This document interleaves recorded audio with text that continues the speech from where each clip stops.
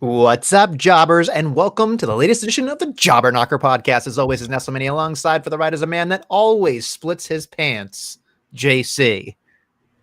I have split my pants before. I don't know if you've ever done it, but it's really a tough situation because you don't know what to do. Because how do you hide that, Adam? How do you hide Who the fuck is Adam? And your nuggets are exposed, really? I mean, depends where you split the pants. It could be many things that could be exposed. There's a lot of things, a lot of ding dongs. Anyway, we have a lot to get to, JC. There was too much wrestling to handle. By the way, a lot of wrestling. Your boy burying the lead, of course, because TJ hates me. Does not. How are you? Hold on. Are you saying you're burying the lead yet you're starting the show with it? No. I'm saying TJ buried the lead when he put the scoreboard out because I was 19 for 23. That's pretty good. Come on. You're celebrating. You do realize that this is I'm in first place. This is the first leg of an entire year worth of stuff. You're in the first quarter of the first game of the season and you're doing a victory lap. Man, you really are something. You're something.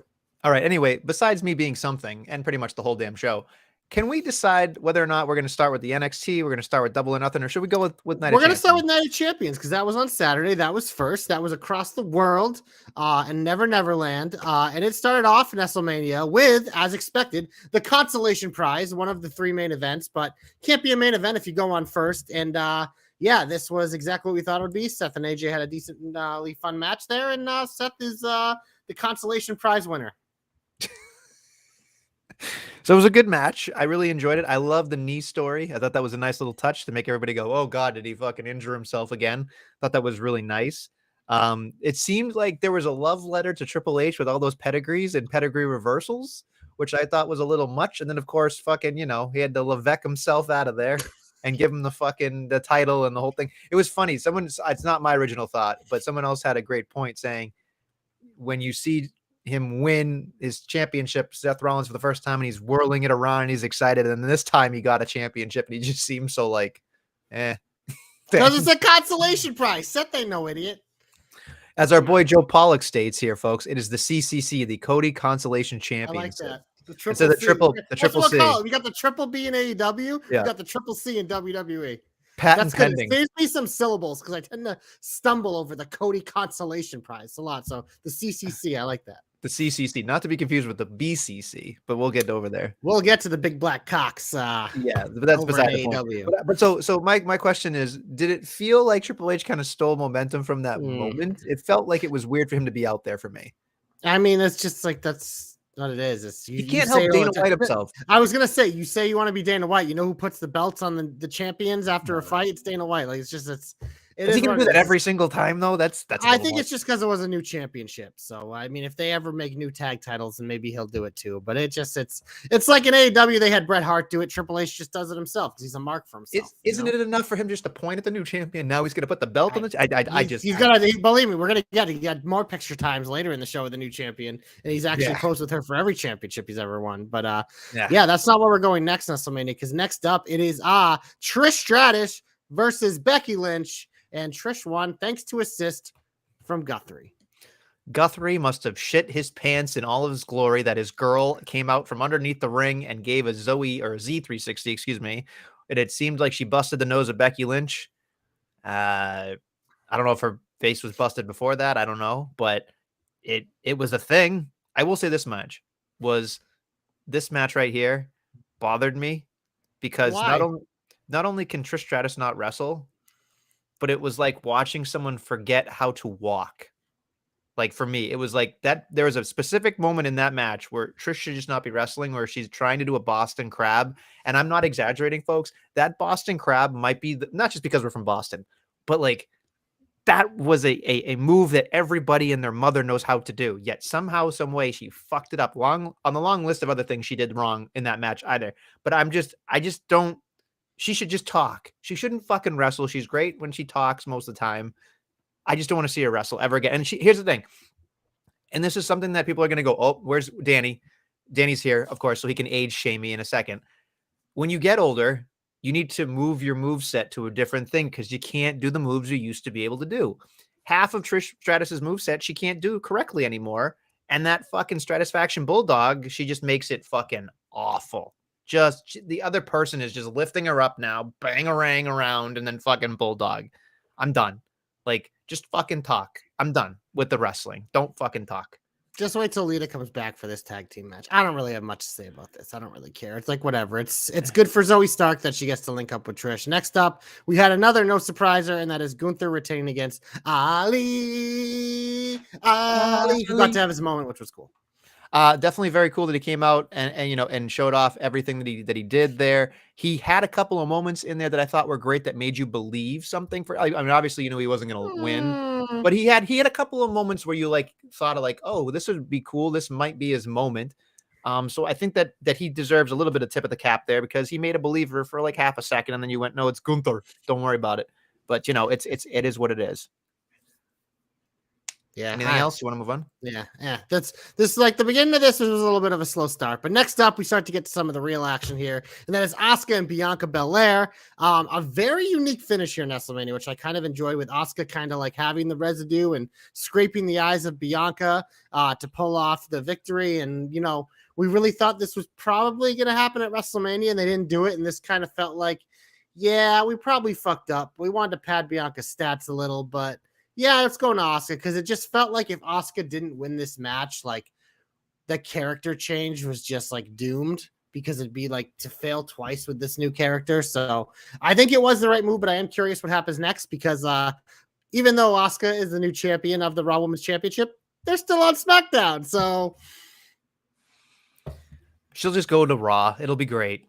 It'll just magically happen. But if she's going to magically go to Raw, that means Rhea's going to SmackDown, which means either she's taking Dom with her and the Judgment Day are breaking up, or the entire Judgment Day, which is one of Raw's top picks, goes. I don't think so. So I don't know. I still think that at some point they're going to change the names or do a swap or some bullshit at some point. I will say this match was kind of odd for me. Like, I really loved the ending. I thought the ending was fantastic. It was very creative, and I thought that was a great little anticipation for it. And, because you assumed that the mist was coming, and then they kind of turned it on its head. And I love that stuff. I think that's wonderful. And whoever thought of that deserves their fucking flowers. That was awesome. But there was parts of this matchup where I just felt like it was super awkward. It just didn't fit for me. Like, these two have had bangers, and I just didn't understand why this felt like off to me when I was watching this. I didn't enjoy it like I usually do. And it threw me off. Yeah, no, it wasn't. This is probably their worst match they've had of how did they have, like 3 now? 3 or 4, yeah. Yeah, so it was going to be hard to live up to the other ones, but yeah, no, it definitely wasn't their finest work, but it was the result that mattered. Next up, Nestlemania, we had the birthday girl, Natalya, getting squashed, and I believe it was 69 seconds on her birthday. Nice. And she got stacked. Nice. Yep. And then Dom jumped into Rhea's arms, and everybody wins. I think the Rhea Dom celebration lasted longer. Than, so 69 seconds. It lasted just as long as I did in bed. Anyway, moving on. Brock Lesnar defeated Cody Rhodes by technical submission, 9 minutes 40 seconds. I'm curious because Brock Lesnar worked no more than 8 minutes. Usually is his limit. Well, half this match was in a Kimura. Let's be real here. I will say this though, because obviously I was working Saturday, so I kind of had this on the side, but I had to stop and like pay attention to this, like stop what I was doing, because I mean, Cody and Brock are two of the better in-ring storytellers in the business, period. So even though like I'm not in love with this storyline and stuff, it's still one of those things where, like, I just knew I'm going to be enthralled in the match because both these guys are fucking awesome. And they just like, it's something like there's falsies obviously in all the matches nowadays and they fucking feel meaningless, but falsies in Brock matches to me fucking feel meaningful every time. I don't know what it is. And there's obviously a million in there, but I don't know. There's Brock matches are like a different, you have to like, when I watch them, I think about them differently just because they're like a completely different animal. Like it's a different beast. And this was an interesting booking because like you kind of like, I just picked Cody just out of the blindness being like, oh, we just got to sweep him like he did Seth, whatever. But I mean, you obviously were on top of it of being like, how do we get Brock the win here? And you knew Cody wasn't going to tap, but passing out because of pain in your arm is kind of an interesting thing. And to be in a Kimura that long, like Brock must not put in a very good Kimura. So there's obviously all that stuff. And we want to dive deep into it, but I understand obviously what they're doing. And Cody, did what Cody did on Monday and fucking rah-rah us all right back in with fucking 3 words. He's a fucking rock star. But I mean, hey, it is what it is. I'm not in love with this story, but it's one of those things when it was on my screen, it was must-see TVs. And that's why it was the second main event. I will say this much. I did enjoy it, but the ending really pissed me off. And I know someone's going to say, well, it's wrestling. I know that. Or it could be realistic. And the point you made about like how long this is a shitty Kimura if the guy hasn't tapped right away and broke the arm. Again, it's wrestling. It's dramatized. We understand that. But the one thing that really fucking bothered me, and again, someone can tell me because I mean, I've been in immense pain before. I've never passed out from pain specifically. I mean, you can. But It's so definitely my thought was, and I think this is where again I'm splitting hairs, but I to me I think that being ultra critical of Cody and ultra critical of Brock is very important here because they are on the upper echelon. They are better than everybody else. So I think it bears a little bit more of the hair splitting. What I thought was kind of fucking weird was they did the Kimura, he passed out, and I'm like, well, it's not like he had anything in his head. So there's like no blood rushing in his head to pass him out. He wasn't bleeding. So it was just like a weird way to pass out. Like I don't believe that. And then here's the kicker for me. Cody passed out, which again, whatever, it's part of the story. But for me to sell the story, you should have Cody lay there for a couple of minutes or maybe even in just a minute. He rolled out of the ring and was directly back up on his feet and he wasn't unconscious. So it just felt weird to me that nobody was putting ice on him. I just felt like that moment they could have milked that moment. They could have milked that specifically because Cody was going to be just fine. So it is what it is. I will say this because I mean, obviously, like what you should do because I obviously watch a lot of UFC, and a lot of the times you'll see a guy get devastatingly knocked out. Some of them are dazed, some of them pop right back up and are like fine because it's just like sometimes what it is. You get knocked out for like 2 seconds, but that's a knock. It's still a knockout. But I will say, like, not having a doctor to run over there immediately and like check on him as he's walking away like that, I agree with. It's something like that. But I mean, I know you say you want to be critical of Cody and Brock here, but I thought in terms of what they did, I don't think they did anything wrong. You can be critical of the fucking story, but I thought in terms of what they did in the ring, the storytelling and everything, like they delivered like they always do and hit a home run, even though they fucking got a terrible pitch, you know? No, and I don't necessarily believe that you're wrong there. I just think that again, it's still an A effort. I'm just saying, like you said, just having a doctor or somebody check, just somebody, anybody, do anything for, I mean, for Christ's sake. Blaming Levesque. He was too busy fucking raising Seth Rollins' arms. He didn't put together a good enough story here. I agree. Codelander sleeps in 10-second intervals. Thanks. Thank you, Joseph. And fuck you, Danny, for the pass out. I mean, you are a pass out shamer, like clearly. I mean, Jesus, I'm a shamer for everything, apparently. Yeah, you are, clearly. All right, so we get to the main event. The main event. Kevin Owens, Sami Zayn defeat the bloodline of Roman Reigns and Solo Sikoa for 26 minutes and 25 seconds. Roman Reigns swinging his dick around for mostly all of it.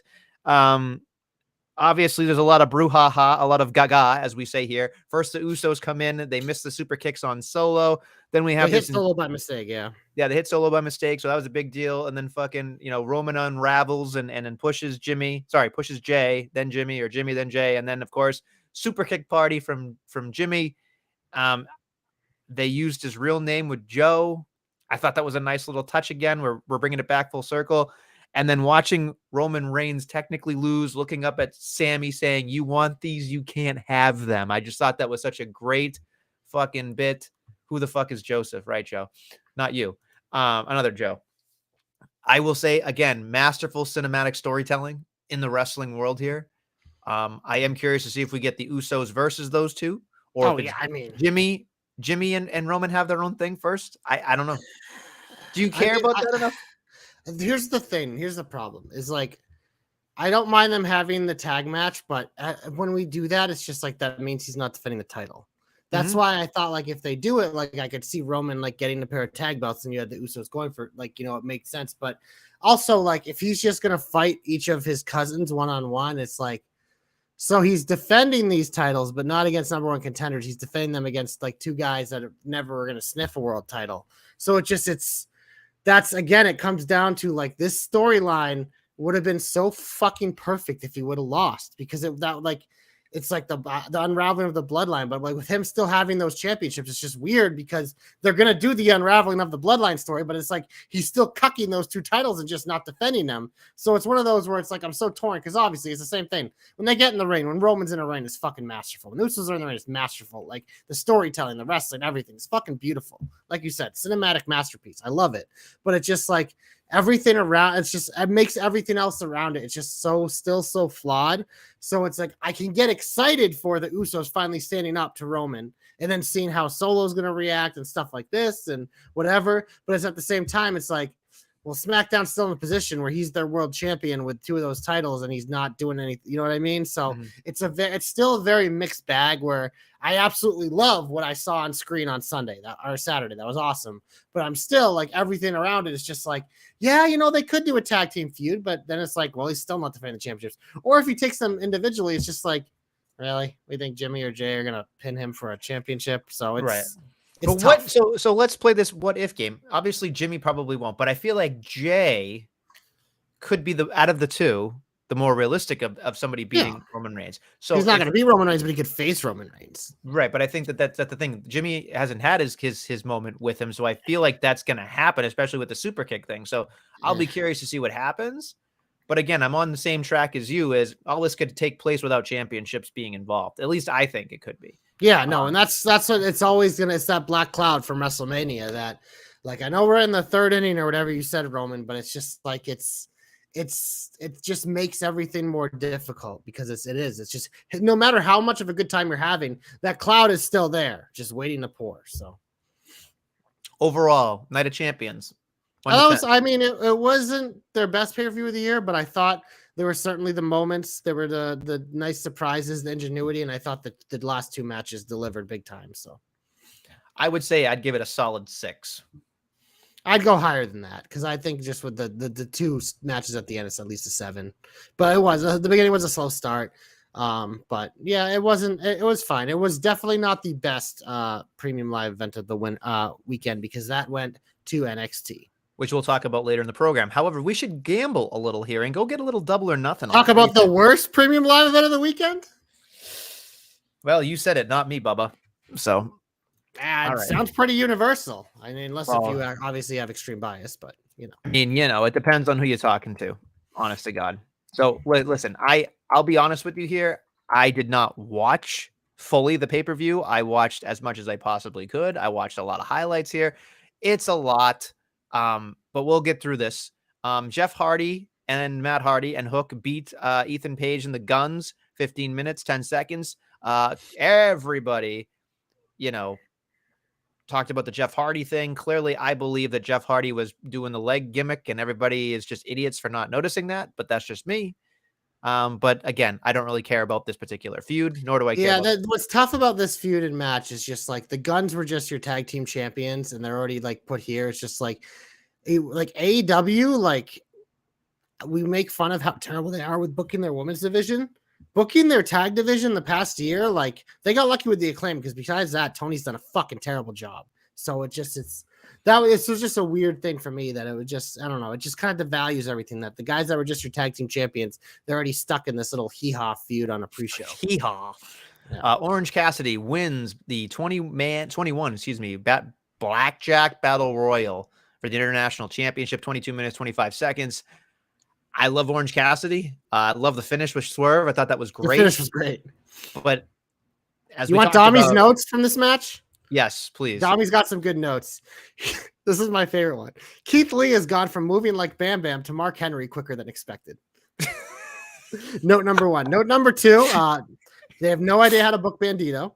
Note number 3, White and Penta into Starks' spear, and then White's elimination was the best sequence of the match. I didn't see that part of it, but it's still weird to me that it's just like Jay White is like literally this massive signing, and he's literally like him and Ricky couldn't even have a one-on-one match on pay-per-view. Like, are you fucking kidding me? Like, that's bad because like Jay White is not a big deal. That comes back to that. You could have got rid of the House of Black. You could have got rid of so many other things in this. Or just stick it in. You know what I mean? Kind of find a way. Just have a little less bleeding in the main event.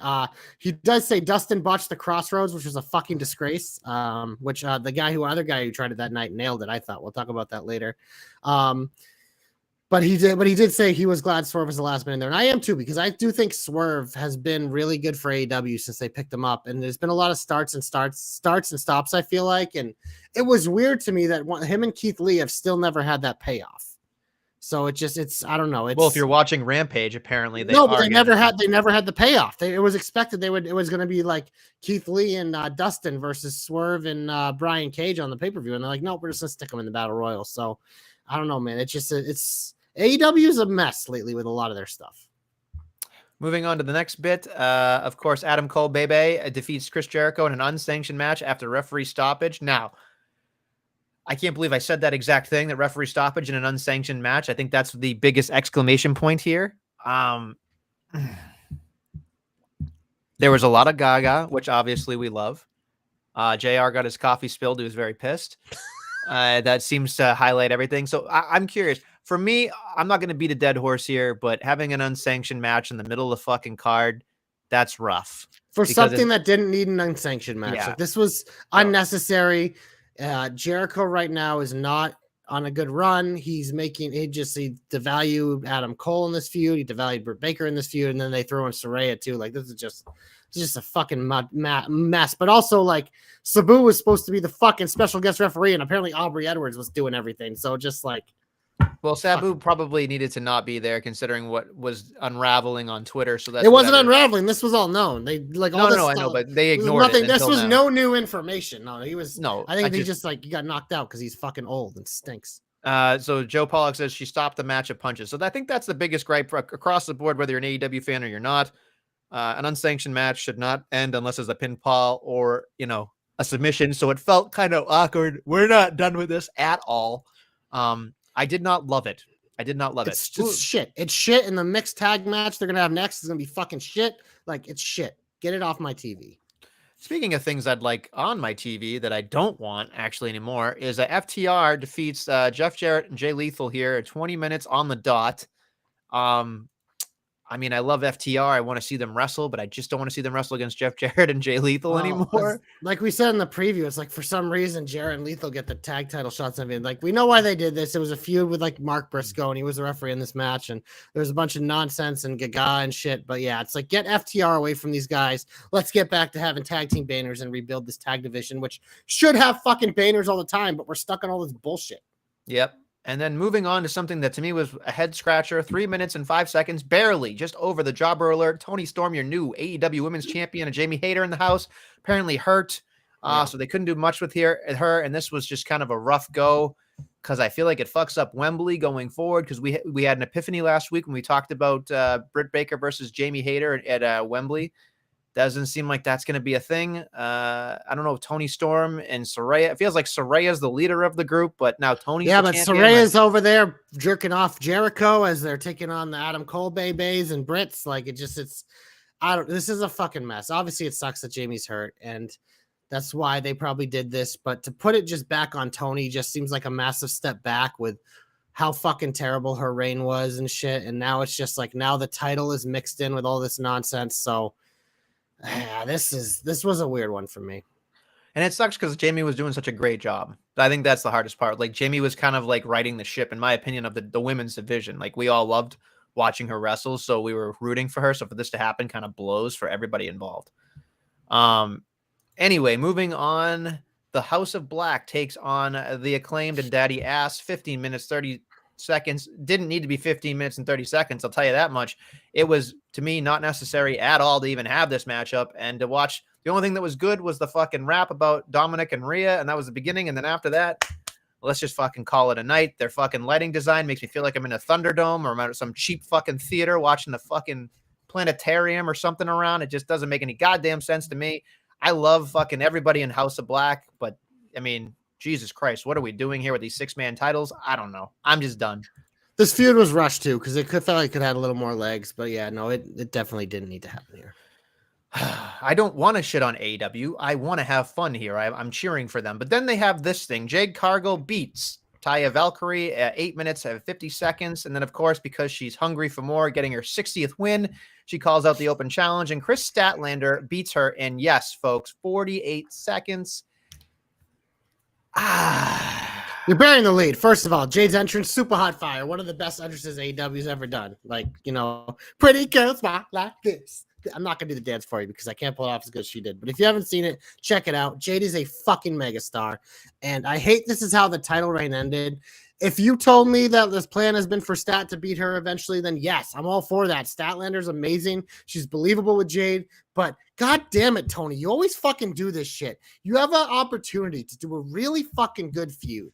You could have had like a good build with Stat and really like hyped it up and like done like the fails and this along the way, getting her to Jade, but it's just like he fucking sees and he's just gonna fucking blow his load right when it starts. It's like he orders like a girl service. She walks in the room and he's just all over the fucking everywhere. He's just done. It's like, bro, you got an hour. So it's just, seriously. It's brutal that does this. It's just like the Claudio Ring of Honor title, like immediately when he shows up, just giving it to him right away. It seems like there's an ability for him to like capture like things that could be turned into really cool moments just because he wants to blow the moment immediately. Like he gets excited. It's like, this didn't need to happen here, whatever. And it just, I don't know. I just kind of hate the way it went down because I think it sucks for Jade and I think it sucks for Chris because this could have been something they really could have built her towards. It's just like she came back. People didn't realize it was her at first. Then she gets in there and like you said, it was a fucking squash. So it's like, yeah. I will say this much. Tony Khan needs to watch tonight's Girlfriend. Pace yourself. That's all. And secondly, I want to throw this out here, JC. Do you feel like he was up against himself in terms of pressure? Because it feels like every time there's a pay-per-view for AEW, he either wants a surprise or he wants some fucking heel turn or like he always wants some shock value. They do what, 4 or 5 a year? So yeah, you want to have big moments, but I mean, it's this one just felt forced because it's in the middle of the card. It was after like, I don't know. It just, did she even get pyro or streamers? I can't remember.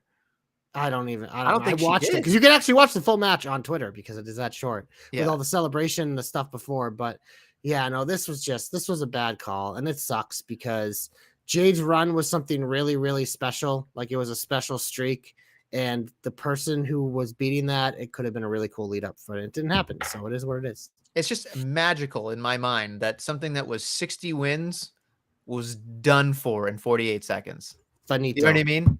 Like that's the part that bothered me. Like milk it a little bit, just a little. He doesn't know how to. He's a fucking one pump chump.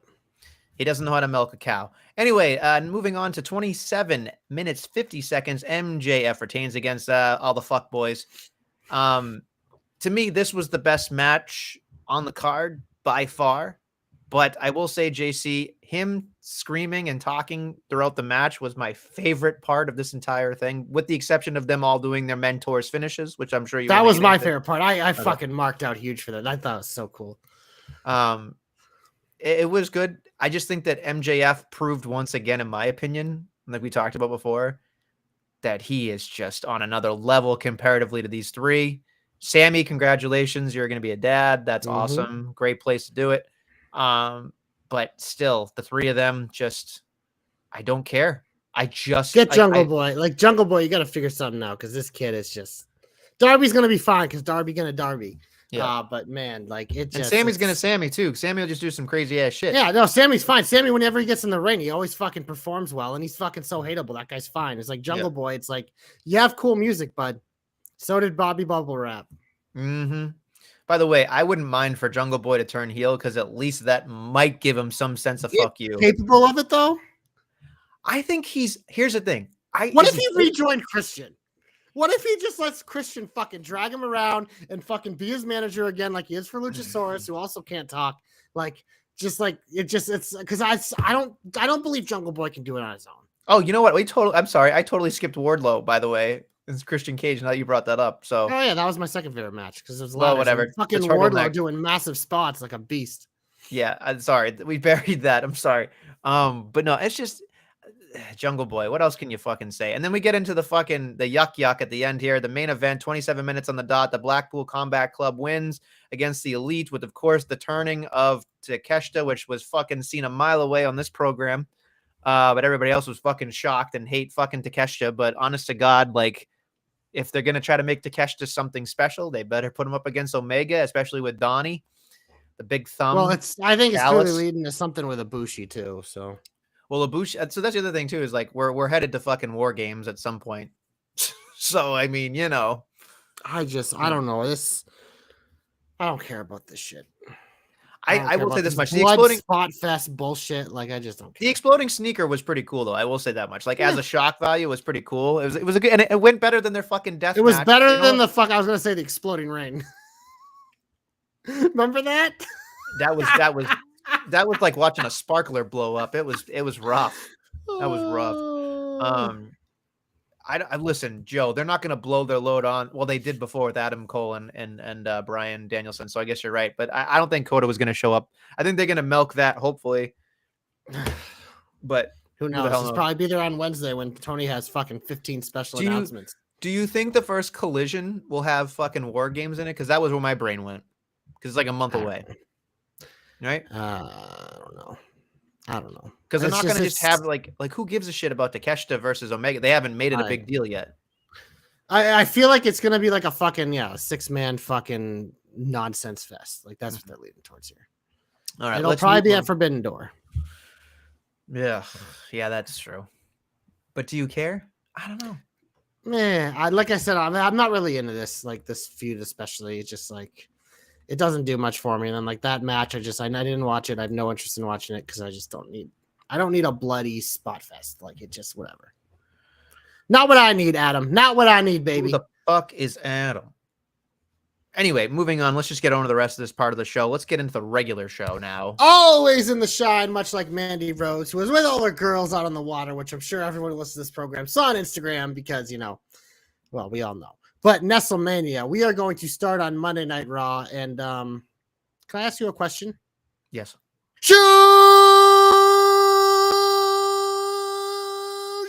Shush, please. Do you know how refreshing it was, Adam, on Monday to have Sammy and KO feuding with good tag teams? To have them going back and forth with the fucking handsome fucking rock star Ludwig, who I love, making jokes about how Vinci doesn't talk. And then the Alpha Academy coming out, even though Sammy called them American Alpha. But just to like have those tag titles with actual tag teams. Two of my favorite tag teams on Raw, because I love fucking Ludwig and Vinci. And then you know how I feel about Alpha Academy, especially with the lovely Maxine, who was wearing the shoe shirt. And it seems like the male models are just like, see ya. Maxine's just going to manage Alpha Academy so she can just be Otis's arm candy, which, you know what, I'm perfectly okay with, because her and Gable will have a nice little dynamic. Obviously, you had a fucking random-ass Viking appearance in this match, which chased her away, and Maxine running is fucking hilarious. She's a very funny runner. I knew something was up when she was wearing actual sneakers. I was like, yeah. She's like, she's gonna have to run a long way because she ain't wearing any heels. She's wearing stilettos. But yeah, this is my favorite segment of the week. I thought the match was fun, and I am just glad KO and Sammy are fucking away from the bloodline. I don't disagree with you. I think that was in my notes as well. There's just a lot mess that's going on here. So excuse me. Wake up. We're done talking about AEW. I'm sorry. I'm a dad. What do you want from me, man? I don't get a lot of sleep. Oh, don't talk. Oh, God. Don't what? No. I'm just serious. But anyway, I will say I do agree with you that Otis. Oh, the other thing that made me I laughed out loud. I felt so bad. I was watching Raw last night in the dark with my headphones on. My poor wife sleeping next to me. I wake her up because I'm laughing so hard at Otis. And if you go back and watch Otis, they fucking he goes to the ring one side, he goes around the other side, and then he misses the ropes because somebody pulled him down and he went sailing through the ropes. And the way that it fucking happened just made him look like such a fucking idiot. And so fucking like, oh my God, I loved it so much. I woke up my wife because I was laughing so fucking hard. So fucking hard. It's just he's such a bumbling, stumbling idiot that it's so fucking great. It's just like so these guys great. they're so good. And it's just, Yeah. it's one of It those doesn't things matter. that they definitely had plans probably to break them up, but I think they saw the magic. They're like, we don't need to. We're just going to insert Maxine with them. Like, we can still book them seriously, but have the haha. We know Imperium, like as serious as they are. We know Ludwig and Vinci are fucking great with just like taking the haha and just like, but it's like with Sammy and KO as your champs, like you have to be able to do that because fucking you got KO cracking the joke, say the line and stuff. So it was just nice. It was refreshing. You know, I love tag team wrestling, and the excitement I have for Sammy and KO really getting in the weeds with a lot of these really talented tag teams is something I've been waiting for. So I'm glad it's coming because I'm ready for it, baby. And they definitely, let's hope to Christ they're done with the bloodline. Like, let's just fucking hope we're done with it. So It is what it is. Anything else on Raw? Because I don't think there's much on SmackDown we can really discuss here. Well, I did SmackDown. I will say that I did enjoy LA Knight beating Boogs with the Profits on commentary. LA cut another great promo once again. Get to see him on TV. And Grimes and Adonis. It wasn't very long, but man, you watch Cameron Grimes in that ring, and he is fucking one of the best in the business. He is so good, and it's like you don't expect it, and he just does it. Adonis got to show a couple good moves here as well, and obviously Corbin attacks. So it's kind of like those C and D list storylines on SmackDown that I'm digging. And obviously it's going to lead to some Money in the Bank qualifiers there. But yeah, besides that, not much on SmackDown. But I did enjoy a certain Money in the Bank qualifier. I actually enjoyed them both. Both the Money in the Bank qualifiers on Raw, because Ricochet and The Miz signed me up all day, baby. And you got The Miz pulling out some athletic moves, Nestlemania, shocking the internet. Yeah, our boy Joe was telling me that I should have labeled this episode "I Springboard" because he yelled it. Which again, he did a Hurricane. I yelled the same thing the first time I springboard. It's very exciting. It's very exciting when you can do it and not crotch yourself on the top rope. He did a great job, and I thought like the thing was like we always expect that out of Ricochet, but then when you watch Miz and you're like, holy shit, he really is not. He's not an idiot. Like he does his great work, and so like I was just happy to see him try some new shit. And I'm sure Ricochet is like, yeah, I'll fucking do it. I don't care. And once again, Ricochet looks great, Miz looks great, and then everybody wins. So I think we get the ping pong in the ladder match too. So that's yeah. And I mean, the second match, you know, it is what it is with Nakamura winning with 1,000 fucking knee strikes, but whatever. Yeah. It is what I would have liked to see Reed get in, and maybe he still does, because you know they always do the last chance bullshit. But I think for the rehab of Nakamura, this made a lot of sense.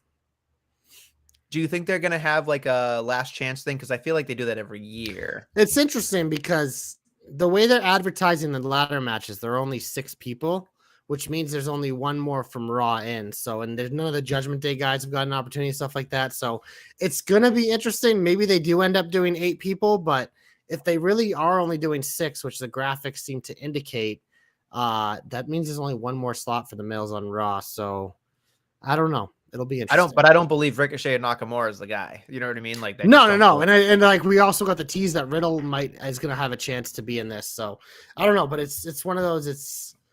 It's going to be interesting because you also have the Cody factor, like if he's going to have a chance or whatever too. So I don't know. It's going to be very interesting how they do it. But I do think I'm glad Ricochet's in it because we know we're going to get the spots, and then Nakamura is a guy that probably that some people could talk themselves into possibly winning on finally getting this chance.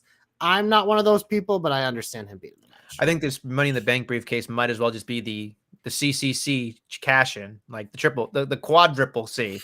Like it is, you know, it is a CCCI at this point. Like, yeah, because they can just cash on a mid-card title and lose, as we saw last year. And I mean, honestly, like the history of the Money in the Bank is like there's will be way more losses now than winners at this point. So it's like it 8 to 7, except for the women. Except for the women, that was pretty foolproof. In the last, like I did the math, in the last the last 15 briefcases, it's been like 8 to 7 for and against. So it's like it's tough for something that's supposed to be like a shoo-in because you're taking advantage of the situation. It's a tough stuff. And I got not that I got it, a heated argument on Twitter yesterday, but it was something that it bothered me. It's like, to me, the Money in the Bank is breaking that glass ceiling, becoming a world champion. That's it. There's no discussion on that. Don't even fucking stay away from the mid-card titles. Yeah, I agree. Yeah, so just stop it. Just fucking let's end it there. Something that I'm excited for and happy for is that Shayna and Ronda won. It seems like we can finally get some fucking stability in this fucking division. Although I guess Ronda Rousey was interviewed last night or this morning saying like, it's great. I'd love to be on every, Monday and Friday, but we just don't have the division. That's the company's fault. And I was like, oof. I mean, well, she's calling him out. And when Ronda's the type of person that it's one of those, like, she's one of the leaders in your locker room because management listens to her. So her saying stuff like that matters. And we're already seeing it. Like, look, this is a fatal 4-way, which means they at least had 4 women's tag teams. They drafted tag teams. They had the package finally for Casey and Caden this week. You have the other tag champs on SmackDown, my girls. So they're definitely trying to build something. And I agree. Ronda and Shayna being the face of it, like, is good. The only thing here is if they're just out there beating people every week, it's also hard to make a division because they need contenders. They need real contenders. So WWE has to commit to building up contenders before they face Ronda and Shayna to kind of give it meaning. So we'll see if they can pull that off. I think here's the thing I want to remember too is, like, as much as Ronda is the name and the face, I feel like Shayna's going to really come into her own because she did a fantastic job with Nia. Oh, she's a 3-time women's tag team champion now, Adam. No, I know. I'm just saying I think that's her bread and butter is the tag division. I mean, as a singles, I'm not necessarily excited, but when she's paired up with somebody, she does a really good job with it. So I'm always a fan of Shayna Baszler. Like, but we talk about this all the time. When she's doing the promos with like the promo shit she did with Nia and Reggie was fucking fantastic. It's when the bell rings, we're just like, here comes a fucking sleeping bag. But like, it's true. But the tag division is just like, it's perfect for her. It's absolutely perfect for her. She should just be a fucking tag wrestler and she'll be great. So that I'm just excited for her. Yeah, That's no, all. I mean they're a pairing that makes sense, and they are going to definitely break some arms and kick some By the way, asses. did you notice this? Because you know when you and I way back when we went to the fucking Entourage movie together in the movie theater, and Yes, Ronda Rousey had a fucking cameo. I saw it on yes. TV the other day, and I was like, "Holy shit!" Shayna Baszler was in the background the whole fucking time. I Was she? didn't, I didn't didn't notice even it. fucking No. realize it was at the part where she I goes, "If you obviously didn't. I didn't really know who Shayna Baszler was no, of back then. course," So I but it wouldn't. was just like it was made me laugh because it was the part where where Ronda goes, "Hey Turtle, if you last 30 seconds, I'll go on a date with you, but if you last 60 seconds, I'll fuck you." And you just see all the ladies behind like laughing. I'm like, "Holy shit, Shayna Baszler!" That's pretty cool. Sorry, way off topic. Anything else that's shine worthy? Nope. Didn't think so. Let's move on to the Heat. Get them off my TV. Get them off my TV. Get them off my TV. Where exactly shall we start? Wherever you would like. Oh, a choose your own Nestle adventure. This is gonna be Oh fun. God. Oh Oh God. Let me see here. Well, I will say on SmackDown there was a fucking mess here with Shotzi and Raquel versus Damage Control. That fucking match was a goddamn mess. I fucking hated it. they The, call her the botchy shot. I Shotzi just botched. Botzi, Botchy botch heart. I can't. I can't. I'm shot. botching it. I'm botching the joke. There's a bocce Yeah, ball. I And love there's a Shotzi, Shotzi but she ball. is a walking botch in that ring. So. She's awful. She's fucking. She's the best person though. Whatever. Hey, broadcast. What's up? Thanks for coming in for a couple minutes. Appreciate it. No, but Shotzi's great. Like you visually, she's cool and she's awesome when she talks. And then like, there's just something about her. Like she just can't do it. She And moves. I think she's one of those things. It's kind of like Jaylen Brown when he dribbles. She just moves too fast a lot and loses control. bring it into the Celtics. I see what you did there. Nice. Yeah. Moving back over to Raw, I don't necessarily understand AJ Styles showing up for whatever goddamn reason because it's They AJ at least Styles. referenced it multiple times, being like, "Guys, we know that we're breaking the rules right now." Yeah. Adam Pearce said, "I know we're trying to avoid this, but it's just like."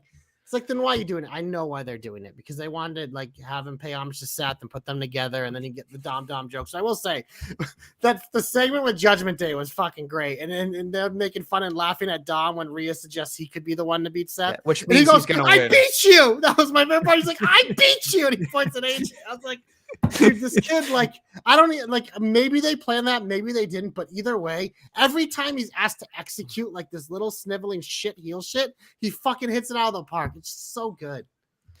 And then of course we're not trying to hurt anybody here, but Indusure has a an outing that Oh, was I forgot about this. Yeah. they fell.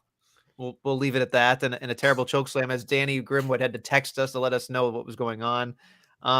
And then I think that's pretty much everything with the exception of I'm curious how you felt. I guess this is a good place here.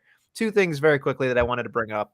JD McDonough has a count out victory and dissects Dolph Ziggler. I thought it was a double counter. I think they tied. You're right, a double count out. I Yeah, but then he beat the shit out of him. I mean, this was something like we see it all the time with new talent to the roster. They work with Dolph Ziggler, especially the ones that are good wrestlers. So it's like you knew this wasn't going to be a one-off. You figured this will be a thing to kind of like let JD just absolutely pick apart Dolph and get that win at some point. But I mean, JD's thing is he kind of like he's vindictive. He's an asshole. Like he doesn't just want to beat you. He wants to break you and destroy you and torture you because that's what they're going for. We'll see if they can pull it off. I will say there was that moment where he tried to do his finish and fucking dropped him right on his goddamn head. And I don't know if that's Dolph Ziggler doing Dolph Ziggler things, making it look brutal, or they fucking domed him. When in doubt, assume Dolph Ziggler's just overselling because he's the fucking best. But honestly, there was a moment there where you're like, holy shit. He acted a little concussed, and he does have a history of concussion. So it was just kind of like, oh God. And then finally, the one thing that I think we've kind of circled this, but I think it's bearing repeating here, Riddle, Gunther, and then Gunther saying, I hope you cash in on me. And I was just sitting there going, what the fuck? Why would you even fucking say that? I mean, they're the feud. I think it's one of those things where Riddle is going to lose a Money in the Bank qualifying match, and it's going to be him and Gunther at Money in the Bank because that is overseas. So there's something about it. It's just like they just know how to needle us as fans. They're just like, we're gonna. I think Yeah, it's also I think they're just trying to show that like they can do whatever they want with the money in the bank to keep you on your toes, especially after last year. It's but yeah, no, don't do that, WWE. Don't do it again. I think they should Please. learn from their lessons, but do they? They don't care. They're Mm, tastemakers, Joshua. much They're like I don't know tastemakers. how much of the Celtics you watched this season, but they kind of lost the way they lost all year. They never learned their lessons because leopards don't change their spots, Nestle. And zebras have stripes. They don't change those either. That's true. That's Yeah. true. Anyway, I think that's pretty much a good place to leave the Heat. Should we get hopeful? Glorious. Would you like me to go or would you like to? Sure, you can go first. I will go first, and I'm going to head back over to AEW because Nestlemania, I was very upset that pretty girls walk like this and lose. Bullshit after going 60-0, now 60-1. But you know what, Tony? I know you love to fucking pop cans off and fucking do bullshit and dumb shit right away. Tony Storm open challenge on Wednesday. Jade Cargill answers 1, 2, 3. Jade that bitch into the ground, and pretty girls become the AEW Women's World Champion. Just get her to the next title, next level. Do it right away. Start another winning streak. End the shitty Tony Storm reign before it even starts. Hashtag JC knows. Hashtag JC hopes come true. Pretty girls win titles like this. So my hope here is we were talking about last week about Zoe Stark, and that we were thinking like your hopes about Zoe Stark. This is for an audience of one, so he can get his Should fucking I take my boner. headphones off and just walk away. Yeah, do you want me to tell you to do this? Like put it back on or something? Anyway, so you can take it off. Thanks. So anyway, Zoe Stark, basically, I can't tell. Can you hear me? Or are you just fucking with me? You can't hear me. Okay, this is great. This is great TV.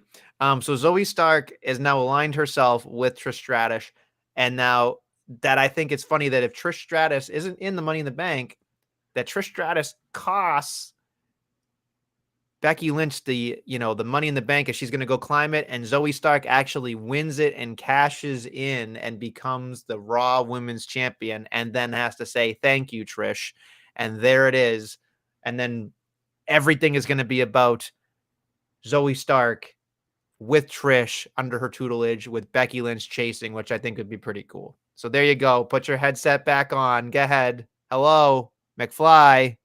Hello. You can put your headset back on.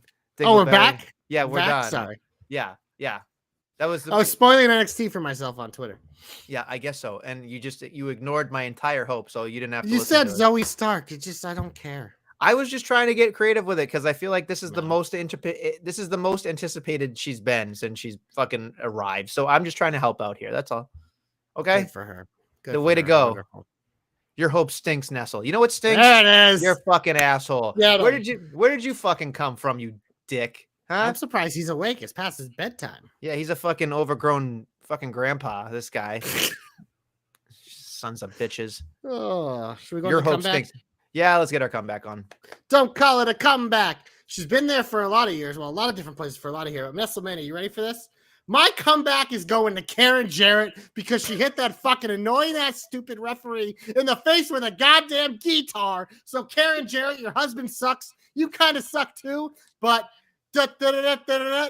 Aubrey Edwards sucks more. So I am glad you fucking walloped her with that guitar. You get my comeback. You know what was funny when I saw that? All I could think about was she wasn't fucking putting her fucking goddamn face into the camera when she was eating that fucking guitar, was she? No, that fucking idiot referee just fucking ate it. It was wonderful. You know what's funny? Not one person had sympathy tweets for her. They all fucking loved her eating she's goddamn insufferable.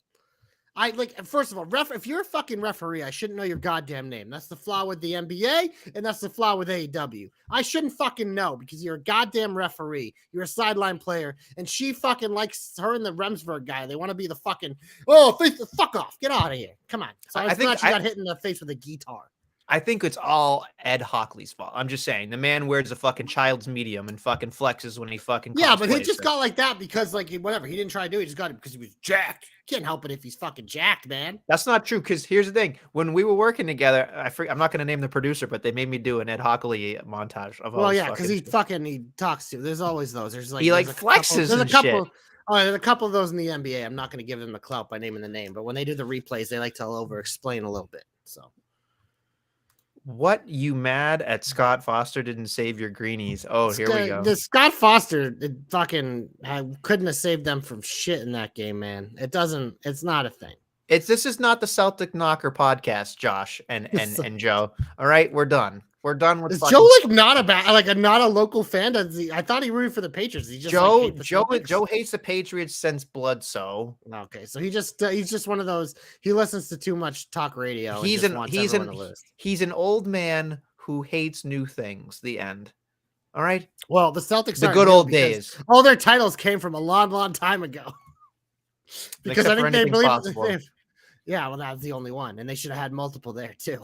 He says he hates the Celtics but loves the Pats and Sox. Well, that's the problem. You love old man sports. There it is. Moving on. My comeback goes to Big Body Javi. I was so excited. I'm like, holy shit, Big Body Javi's in the fucking ring right now. He got fucking squashed by Indashir, which was whatever. It wasn't a good showing, but every time Big Javi's on my TV, I chuckle and I think to myself, God damn it. Like, I love him so fucking much. I think that guy should replace Elias yesterday. He is perfect. He kind of did. Elias hasn't been on Raw, but Big Body Javi has. Big Body Javi can replace anybody that's a fucking enhancement talent. That guy is so fucking funny to me. Like, he is such a breath of fresh air. So he gets my comeback. I don't care if he got squashed. Like, I think this is the first time a Jobber Alert is my comeback, but that's okay. We got to watch that guy on NXT. He's such a fucking delight, honest to God. And let me see. A brown paper bag couldn't save Nestle's face right now. Listen. This face right here, prettier than your dumbass. Okay? That's all I'm going to say about that. Okay? That's all I'm going to say. All right, Joseph? You sons of bitch. Mm-hmm. Oh, my word. And Joe Pollock's an old man. Yes, you are an old man. You want to know why you're an old man? Because you're over 40. That's why. You're over 40 too, Adam. Who the fuck is Adam?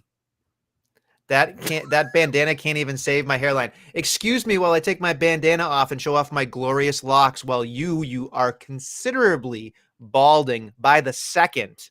You Yogi Bear son of a bitch. Look at this. Look at this beautiful hair. Okay? You would kill for this hair. You know what you need? You need some Rogaine. Why don't you go back and do your fucking TLDR podcast? Why don't you go back and do your fucking Pineapple Express fucking psych podcast? Okay? You couldn't look this good if you tried.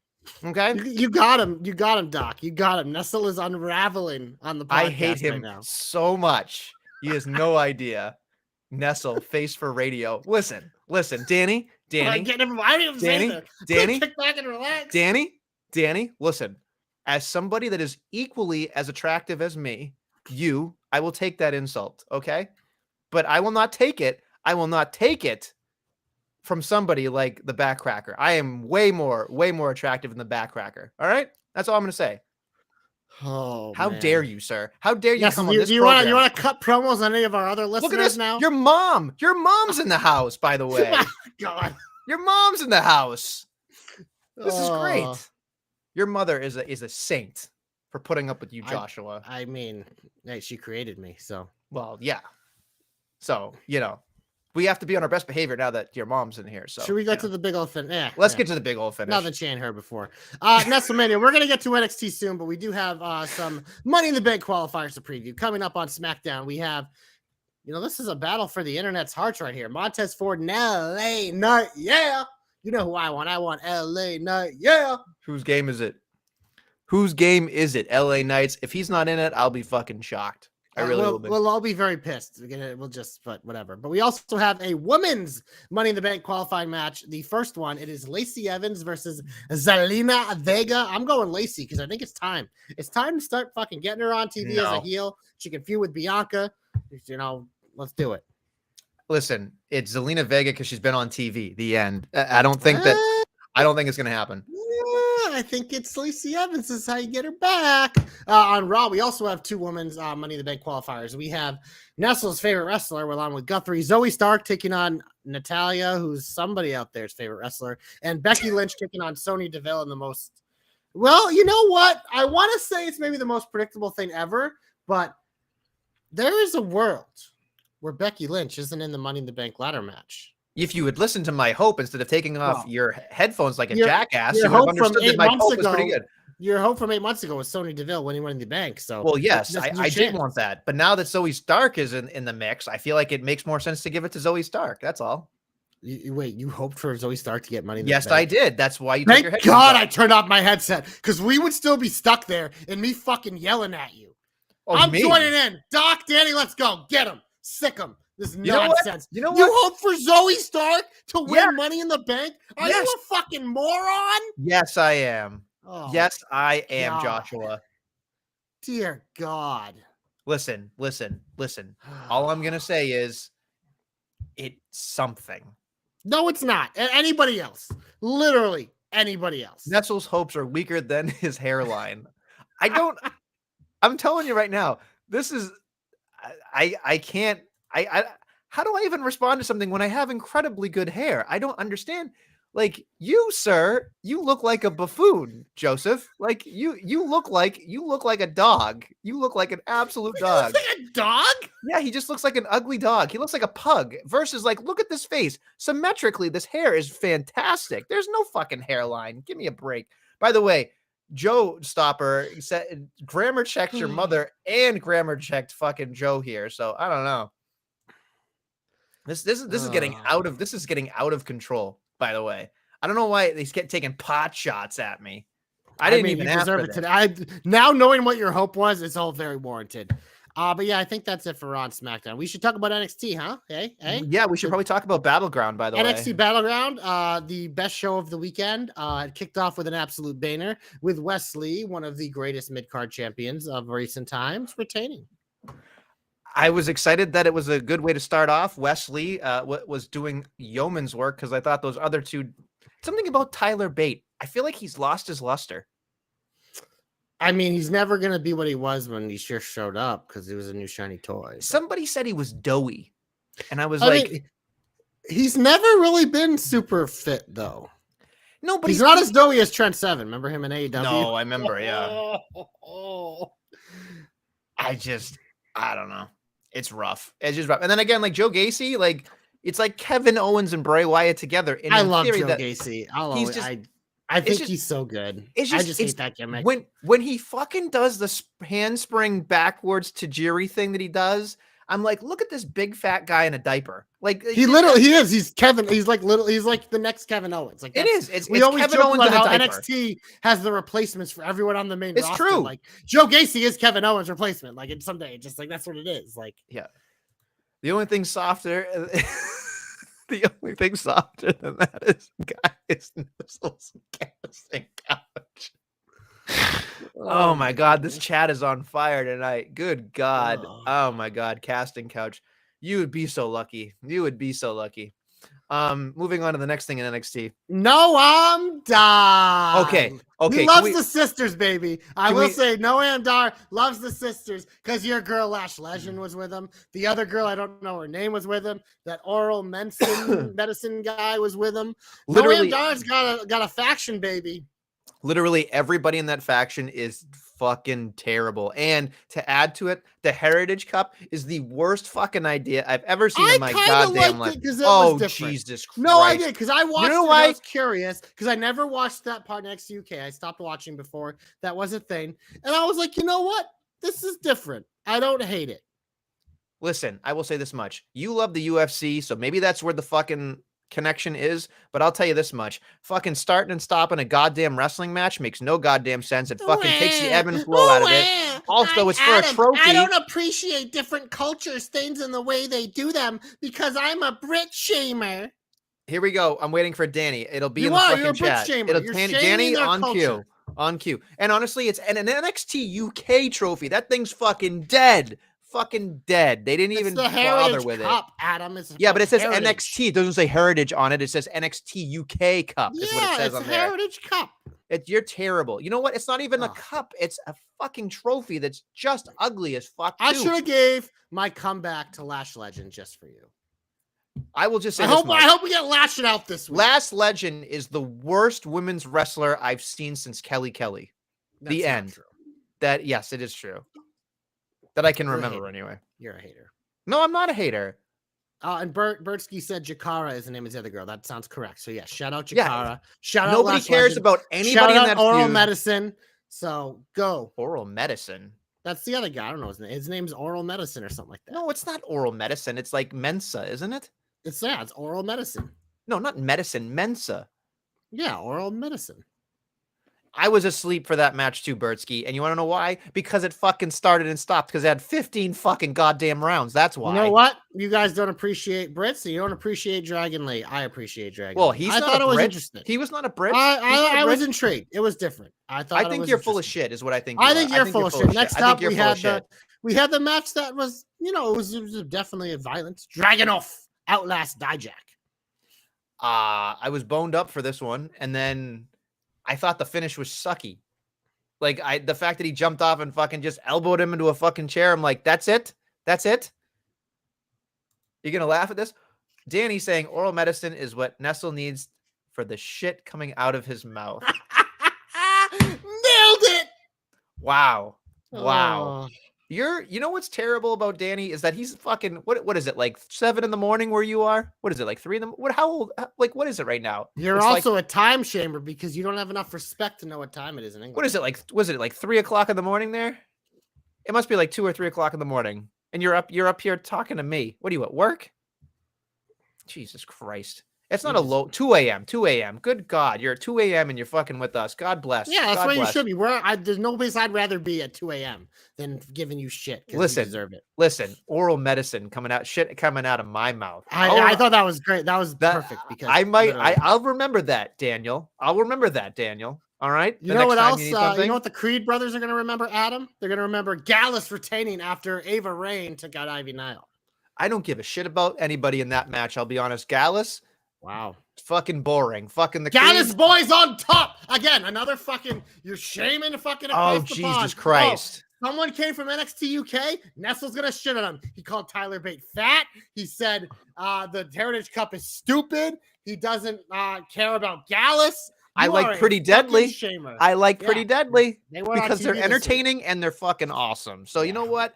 Yeah, that's it. The exception that proves the rule. No, I'm just saying right now. No, boy, you're a shamer. No, I'm not a shamer. It's not my fault that some of these people are terrible. It's just not my fault. They're taking up space. They're taking up space.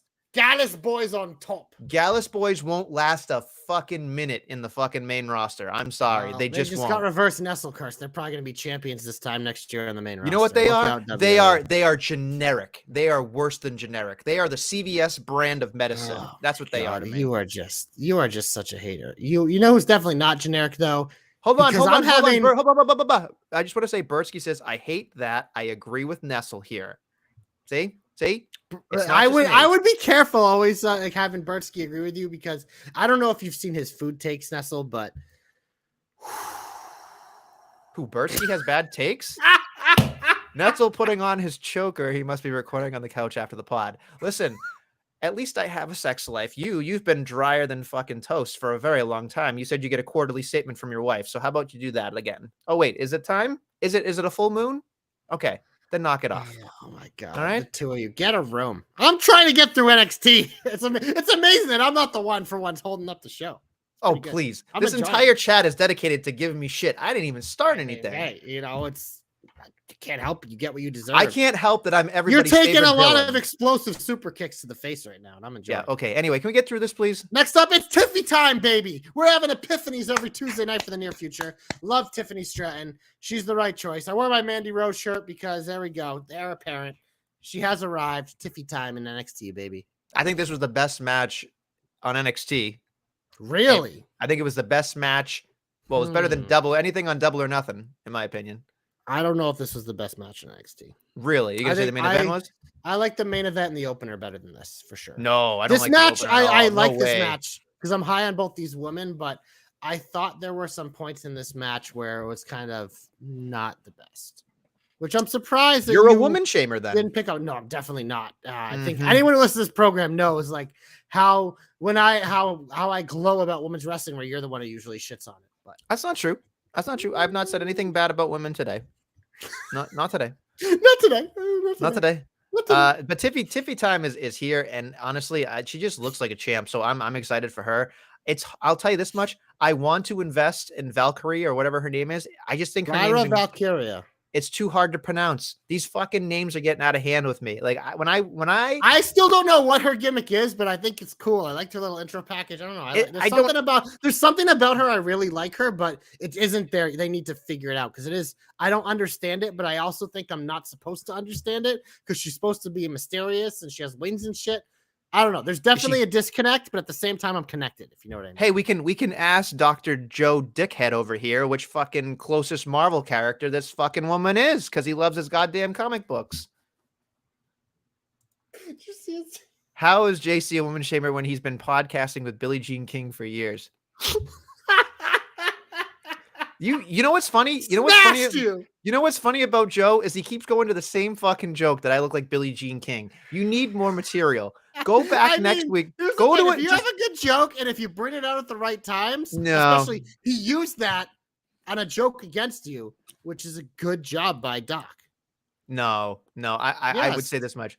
By the way, Billie Jean King, she has fucking. Oh, put up Joe's comment, huh? What is Joe? She's the worst wrestler since Kelly. No, women shaming from Nestle. Yeah, no woman shaming from Nestle. But you called someone on this program about 5 minutes ago the worst women's wrestler since Kelly. Somebody has to be the. Somebody has to be the worst. Somebody has to be the worst. This is great. I'm loving this. Valkyra is solid, but she cost me the chance to see Cora, so I feel like I should spite for now. That's fair. Bertsky's a big Cora Jade fan. I mean, most people are. People are. Especially Cora's a stud, and especially Breaker is, of course. But yeah, well, he's breaking her and inside, outside, and all over the side. He's brawning all over her. Yeah. Okay. Well. All right. Enough of that. Anyway, can we get to the end of this fucking program, please, before I get out? We get to the main event. Mellow time. He won. He beat Braun. It appears that Braun got a farewell. So at some point, he will be brawning his way onto the main roster. Which, you know what? Whenever heel Braun shows up, I'm all for it because I love this new character. I'm all for this new gimmick, and I think that it was the right move is turning him heel before he comes up because babyface Braun on the main roster was not going to work. But bad boy Brawny. That works. The spear heard round the world was great. I was a little disappointed that he didn't wear Celtics colors because I felt like he was in Lowell, but he did wear a Welcome to Mellow-Chusets shirt, which I thought was probably going to sell like hotcakes in Lowell. So, your boy going to do, him things. He's him.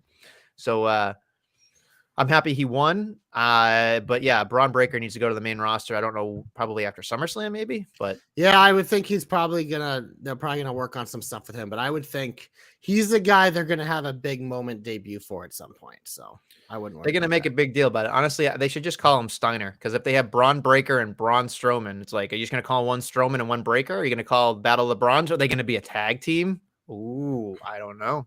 They would be a really fun tag team. You'd have down the line, not now, but they 100% would be a very, very fun JC tag team. I would absolutely love that combo. It'd just be roaring and smashing and barking. Oh my God, it would be so much fun. The combined IQ of those guys would be through the roof, I'm sure.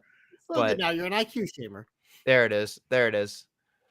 Anything else, or can we fucking end this program before I go and cry in a closet somewhere because Joe's You're definitely crying after this program. You're gonna cry on your casting couch. That must be what the video is tonight. Sad Adam on a couch. Tonight it'll be my own self-worth. It'll be great. Anyway.